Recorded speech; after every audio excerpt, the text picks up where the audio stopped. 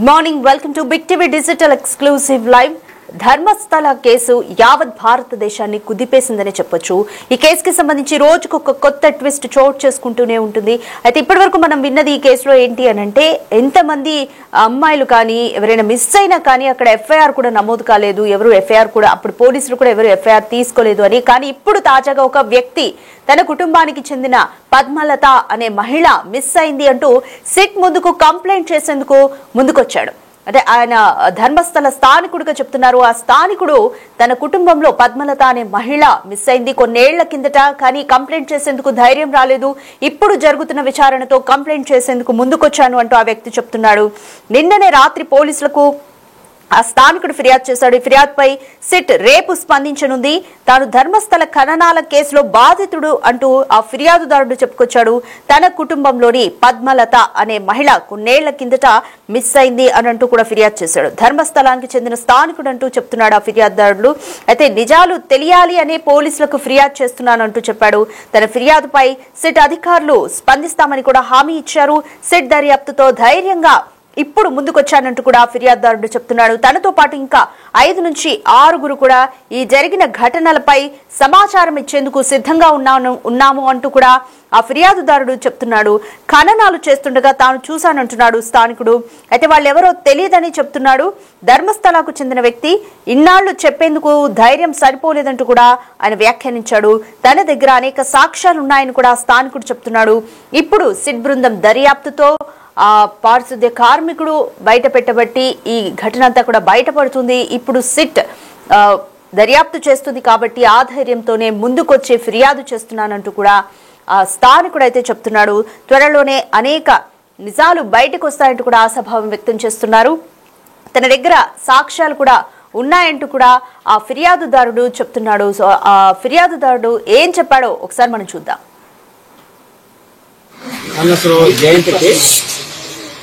ನಾನು ಇವತ್ತು SIT ತಂದಕ್ಕೊಂದು ದೂರು ಕೊಡಲು ಬಂದಿದ್ದೇನೆ.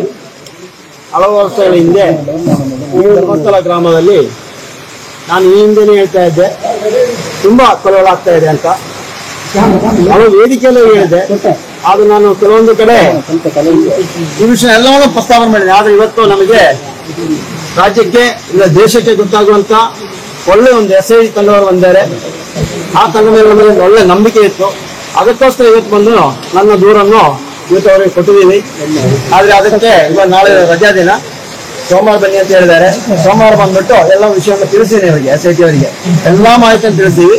ಅವ್ರು ಯಾವುದೇ ರೀತಿಯಲ್ಲೂ ಅದರ ಮಾಹಿತಿಯನ್ನು ಅವರ ಕೊಡಲ್ಲ ಅಂತ ಒಂದು ಧೈರ್ಯ ಇದೆ. ಅದಕ್ಕೋಸ್ಕರ ನಾನು ಹೇಳಿರುವುದು ಮುಂದಿನ ದಿನದಲ್ಲಿ ಆ ತನಿಖೆ ನೋಡೋಣ ಏನಾಗ್ತಾ ಅಂತ. ಅದು ಒಂದು ಕೊಲೆನೇ ಆಗಿರೋದು ಬಂದು ಅದು ಯಾರೋ ಒಬ್ರು ಇದಕ್ಕೆ ಬೇಕಾದವರು ಮಧ್ಯೆ ನಿಂತು ಅದನ್ನು ಮುಚ್ಚಿ ಹಾಕಿದ್ರು. ಈ ವಿಷಯದಲ್ಲಿ ಇವತ್ತು ಬಂದಿದ್ದೀನಿ. ಮುಂದಿನ ದಿನದಲ್ಲಿ ನಾವು ಹೇಳ್ತಾ ಇರೋದು ನೋಡಿ, ಧರ್ಮಸ್ಥಳ ಗ್ರಾಮದಲ್ಲಿ ತುಂಬಾ ಕೊಲೆಗಳಾಗಿದೆ, ಎಲ್ಲರೂ ಗೊತ್ತಿದ್ದೇನೆ. ಆದರೂ ಯಾರೊಬ್ಬರು ಮುಂದೆ ಬಂದು ದೂರುಗಳಿಗೆ ಮುಂದೆ ಬರ್ತಾ ಇಲ್ಲ. ಯಾಕೆ ಭಯದ ವಾತಾವರಣ ಆಗಿದೆ. ಆ ಭಯದ ವಾತಾವರಣ ಇಂದು ಈ SIT ತಂಡ, ರಾಜ್ಯ ಸರ್ಕಾರದ SIT ತಂಡ ದೂರ ಮಾಡಿದೆ. ಅದಕ್ಕೋಸ್ಕರ ನಾವು ಹೇಳ್ತಾ ಇರೋದು ನೋಡಿ, ನಾವು ಬಂದಿದ್ವಿ, ನಮ್ಮದು ಇನ್ನೊಂದು 5-6 ಜನ ಅವರೇ ಬರ್ತೀವಿ ಅಂತ ಹೇಳ್ತಾ ಇದ್ದಾರೆ. ಎಲ್ಲರೂ ಬಂದು ನಿಮ್ಮ ನೋವನ್ನು SIT ತಂಡಕ್ಕೆ ಹಂಚಿಕೊಳ್ಳಿ ಅಂತ ಹೇಳ್ತಾ ಇದ್ದೀವಿ. ದೂರ ಕೊಡಕ್ಕೆ ಯಾರಾದ್ರೂ ಬಂದ್ರ? ನಾನೇ ಬಂದಿದ್ದೀನಿ. ನನ್ನ ಅನುಭವ, ನಾನು ನೋಡಿರೋ ವಿಷಯ, ನೋಡಿರೋ ವಿಷಯ ಧರ್ಮಸ್ಥಳ ಗ್ರಾಮದಲ್ಲಿ ಆಗಿರೋ ವಿಷಯ, ಕಣ್ಣಾರೆ ನೋಡಿರೋ ವಿಷಯ. ಯಾರು ಕೊಲೆ ಮಾಡಿದ್ದು? ಅದು ಕೊಲೆ ಮಾಡಿರೋದು ಯಾರಂತ ಗೊತ್ತಿಲ್ಲ ನನಗೆ. ಕಂಡಿರೋದಂತೆ ಡೆಡ್ ಬಾಡಿ. ಯಾರೋ ಒಬ್ರು ಬಂದಾಗ ಮುಚ್ಚಾಕಿದ್ದಾರೆ. ಸರ್, ಯಾವುದೇ ಒಂದು ಕಾರಣಕ್ಕೂ ಒಂದು ಡೆಡ್ ಬಾಡಿ ಸಿಕ್ಕಿ ಪೊಲೀಸರಿಗೆ ಮಾಹಿತಿ ಕೊಟ್ರೆ ಪೊಲೀಸರು ಬಂದವರನ್ನು ಅದನ್ನೊಂದು ಹಾಸ್ಪಿಟಲ್ ಸಾಗಿಸಬೇಕು, ಮರಣೋತ್ತರ ಪರೀಕ್ಷೆ ಮಾಡಬೇಕು. ಆ ನಂತರ ಆ ತಾಲೂಕು ವ್ಯಾಪ್ತಿಯಲ್ಲಿ ಊತಬೇಕು. ಹೌದು ತಾನೆ? ಅದು ಕಾನೂನು ಪ್ರಕಾರವಾಗಿಲ್ಲ. ಇದು ಯಾವುದೇ ಕಾರಣಕ್ಕೂ ಒಂದು FIR ಮಾಡಿಲ್ಲ, ಹಾಸ್ಪಿಟಲ್ ಬಾಡಿ ಎತ್ಕೊಂಡು ಹೋಗಿಲ್ಲ. ಅಲ್ಲೇ ಬಂದು ದೂರು ಕೊಟ್ಟು 1 ವಾರ ನಂತರ ಬಂದಿರೋದು. ಬಂದು ಅಲ್ಲೇ ಊತಾಕಿದ್ರು. ಯಾರು ಊತಾಕಿದ್ರು? ಅದು ಊತಾಕಿರೋದು ವಿಷಯ ಇದೆ. ಅದು ಊತ ಎಲ್ಲ ಮಾಹಿತಿ ನೀವು ನೋಡಿದ್ದೀವಿ. ನಾನು ನೋಡಿದೀನಿ. ನೀವು ಪೊಲೀಸಿಗೆ ತಿಳಿಸಿಲ್ಲ? ಪೊಲೀಸಿಗೆ ಆಗಲ್ಲ. ಅವತ್ತು ಆಗಲ್ಲ. ಇವತ್ತು ಇಷ್ಟಿದ್ದು ಆಗ್ತಾ ಇಲ್ಲ, ಅವತ್ತು ಆಗ್ತಾ ಇರಲ್ಲ. ಅದಕ್ಕೆ ಅವತ್ತು ಹೇಳಿಲ್ಲ. ಇವತ್ತು ಬಂತು, ನನಗೆ ಟೈಮ್ ಇವತ್ತು ಬಂತು. ಅದೊಂದು ಆಯ್ತು, ಒಂದು 15 ವರ್ಷ ಆಗಿದೆ, ಜಾಸ್ತಿ ಆಗಿದೆ. ಡೇಟ್ ಎಲ್ಲ ನೆನಪಿದೆ. ಎಲ್ಲವನ್ನು ಮಹಿಳೆಯದು. ಸಣ್ಣವರು ಊತ ಸ್ಥಳ ಎಲ್ಲ ಗೊತ್ತಿಲ್ಲ. ವಯಸ್ಸಿನ ಅಂದಾಜು ಒಂದು 13-14 ಯಾವ ತರ ಇರ್ಬೋದು ಅಷ್ಟೇ ಗೊತ್ತಿಲ್ಲ. ಧರ್ಮಸ್ಥಳ ಗ್ರಾಮ ಅಂದ್ರೆ ಯಾವ ಏರಿಯಾದಲ್ಲಿ ಅದಿಲ್ಲ, ಅದು ಅಲ್ಲಿಯೇ ಕೊಟ್ಟಿದ್ದೇನೆ.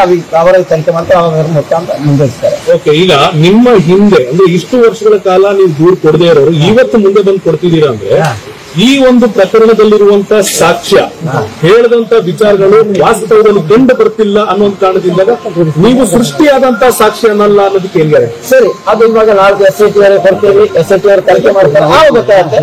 ಅವತ್ತು ನಾನು ಸುಮ್ಮನೆ ಬಂದಿಲ್ಲ, ನಾನು ಒಬ್ಬನೇ ಬಂದಿಲ್ಲ, ಶಿಷ್ಟಿ ಅಂತ ಬಂದಿಲ್ಲ, ದಾಖಲೆ ಸಮೇತ, ಸಾಕ್ಷಿ ಸಮೇತ, ಅದಕ್ಕಿರುವ ಸಾಕ್ಷಿ ಅವತ್ತು ಯಾರೆಲ್ಲ ಇದ್ರು ಎಲ್ಲವನ್ನು ಹೇಳಿ ಮಾತಾಡಿ ಬಂದ್ರು.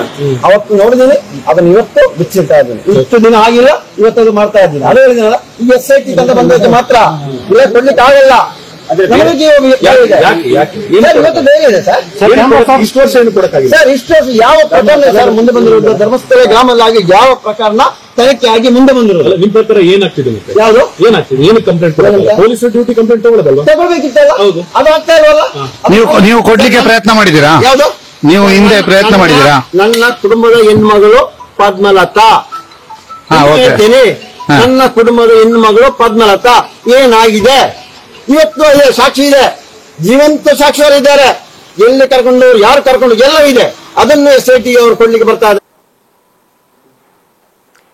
రైట్, ఆ ఫిర్యాదుదారుడు చెప్పిందంతా కూడా విన్నాము. కన్నడ భాషలో చెప్పాడు. అతను పక్కనున్న వ్యక్తితో ఒక ఆర్గ్యుమెంట్ లాగా కూడా అయింది. ఏంటంటే ఇన్నాళ్ళ నుంచి మరి ఎందుకు పోలీసులు కంప్లైంట్ తీసుకోలేదా అన్న విషయం అడిగినప్పుడు కూడా ఎవరు అసలు FIR తీసుకోవడానికి ముందుకు రాలేదు, అసలు తీసుకునే వాళ్ళు కాదు. ఒక దౌర్జన్యం నడిచింది అనేది ఆయన క్లియర్ గా చెప్తున్నాడు. గ్రామస్తులందరికీ కూడా అందరికీ విషయాలు తెలుసు అని కూడా ఆయన క్లియర్ కట్ గా చెప్తున్నాడు. సో మరి ఈ వ్యక్తి ముందుకు వచ్చాడు, మరి ఇంకా ఎవరైనా ముందుకు వస్తారా? అక్కడ స్థానికులు కూడా బాధితులే కాబట్టి కొంతమంది ఉన్నారు కాబట్టి వాళ్ళందరూ ముందుకు వస్తారా అనేది కూడా చూడాలి. పారిశుద్ధ కార్మికుడు చెప్పిన దాన్ని బట్టి, ఈ ఫిర్యాదుదారుడు చెప్పిన దాన్ని బట్టి మరి ఇంకా ఎవరైనా ముందుకు వచ్చి సిట్ ముందుకు స్వచ్ఛందంగా వచ్చి ఇంకా ఏమైనా కంప్లైంట్స్ ఇస్తారా అనేది కూడా చూడాలి. ప్రస్తుతం ఈ బాధితుడికి అయితే సిట్ సోమవారం ఈ కేసు తను చెప్పిన విషయాలన్నింటినీ కూడా పరిశీలిస్తామంటూ కూడా ఆ వ్యక్తికైతే హామీ ఇచ్చారు. తన కుటుంబంలో పద్మలత అనే వ్యక్తి మిస్ అయింది అంటూ కూడా ఆ వ్యక్తి చెప్పాడు. కాబట్టి ఎక్కడ అంటే ఆ గ్రామంలో ఎంతటి దౌర్జన్యం నడిచింది అనేది కూడా తను క్లియర్ గా మీడియా ముందుకు వచ్చి చెప్పాడు, సిట్ ముందుకు వచ్చి చెప్పే ప్రయత్నం చేశాడు. అయితే ప్రస్తుతం మా ఎగ్జిక్యూటివ్ ఎడిటర్ అశోక్ కూడా ధర్మస్థలాలోనే ఉన్నారు. సో అక్కడ అప్డేట్స్ ఎప్పటికప్పుడు మీకు అందించడానికి అశోక్ ధర్మస్థలాలోనే ఉన్నారు. సో ఇంకా ఆయన అందించే మోర్ డీటెయిల్స్ కూడా ప్రస్తుతం చూద్దాం. దొరికిన ఆధారాలను బట్టి కనుక కర్ణాటక సీఎం సిద్ధరామయ్య కనుక సీరియస్ యాక్షన్ తీసుకోగలిగితే మళ్ళీ నెక్స్ట్ ఎన్నికల్లో దీని ప్రభావం చాలా ఎక్కువగా ఉంటుంది.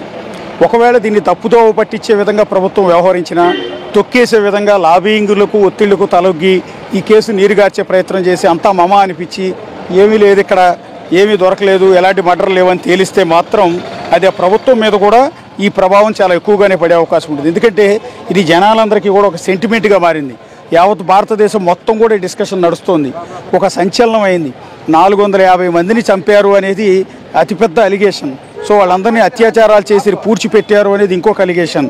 చనిపోయిన ఎవరైతే మిస్ అయిపోయిన బాధితుల తరపున వాళ్ళ కుటుంబ సభ్యులు ఇప్పటికీ పోలీస్ స్టేషన్ చుట్టూ తిరుగుతున్నారు.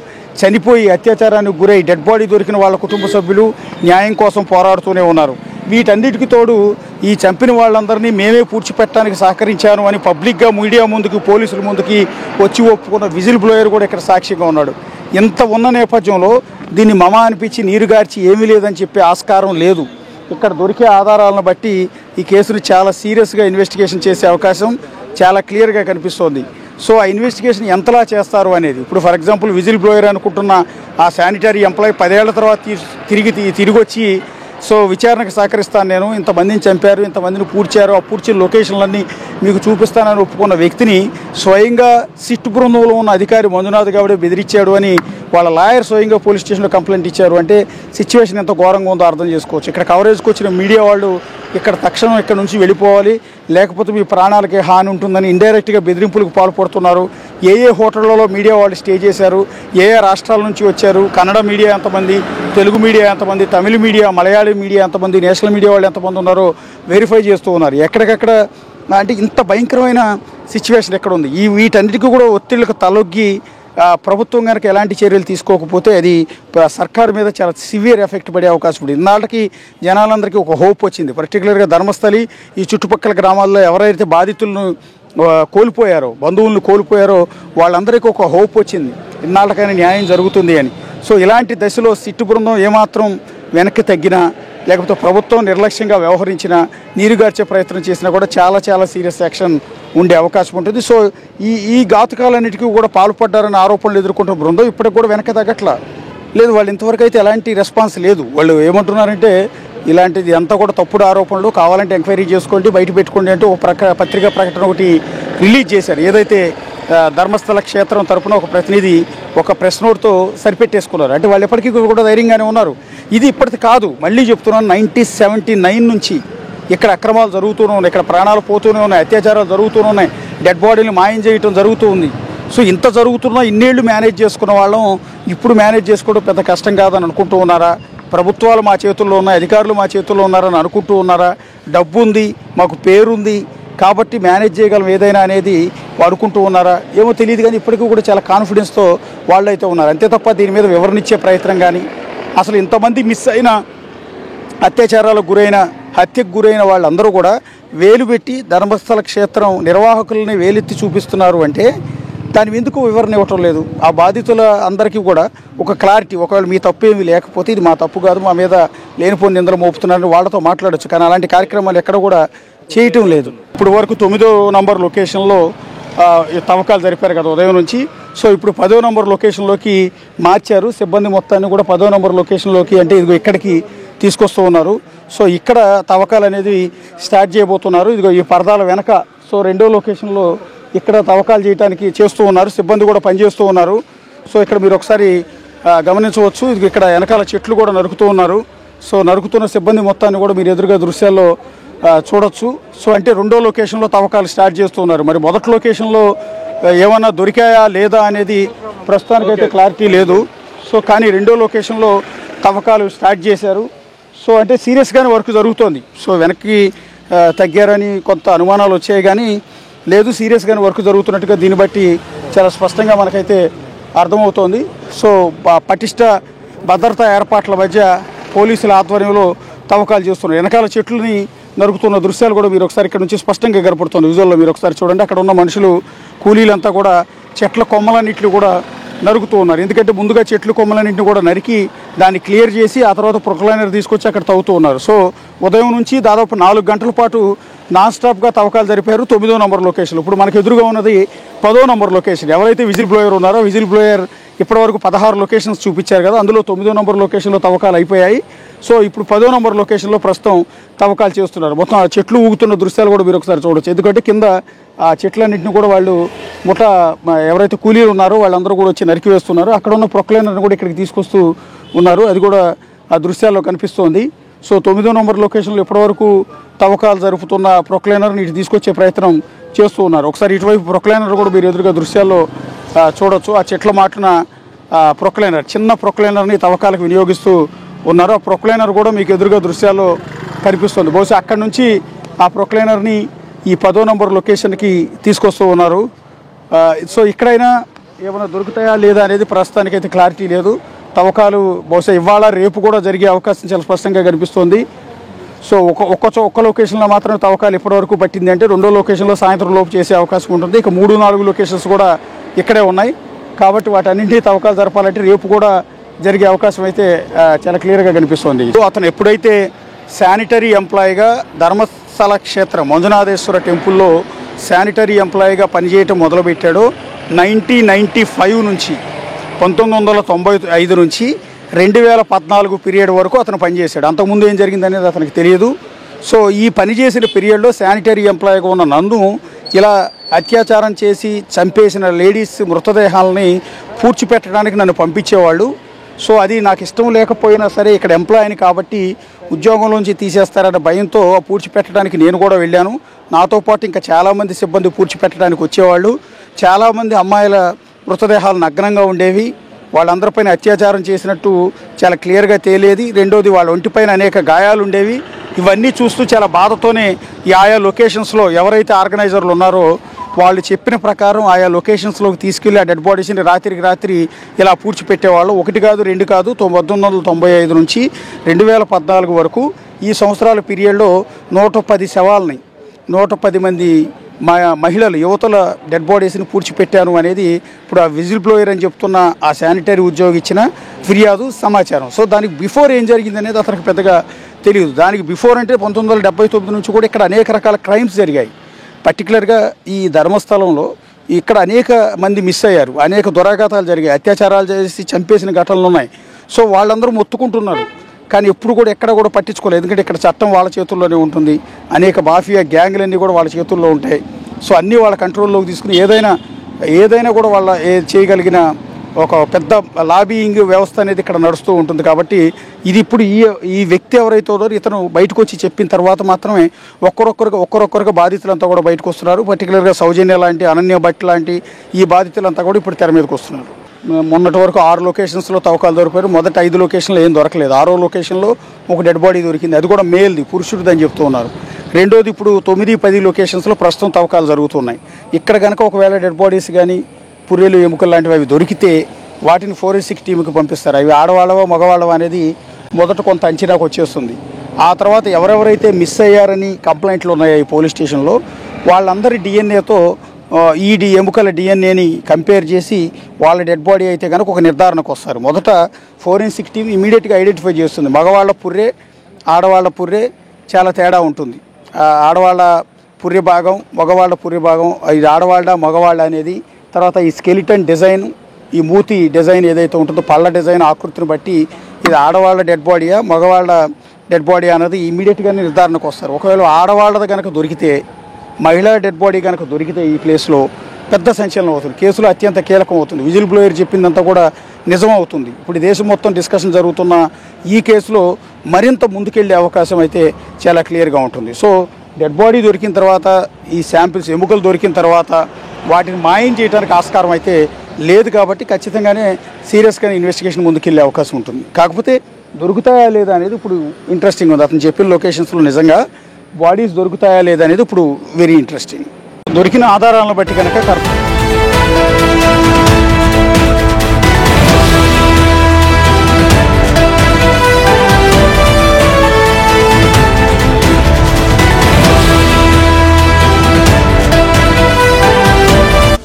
The Big Folk Night 2025 celebrating the soul of Telangana.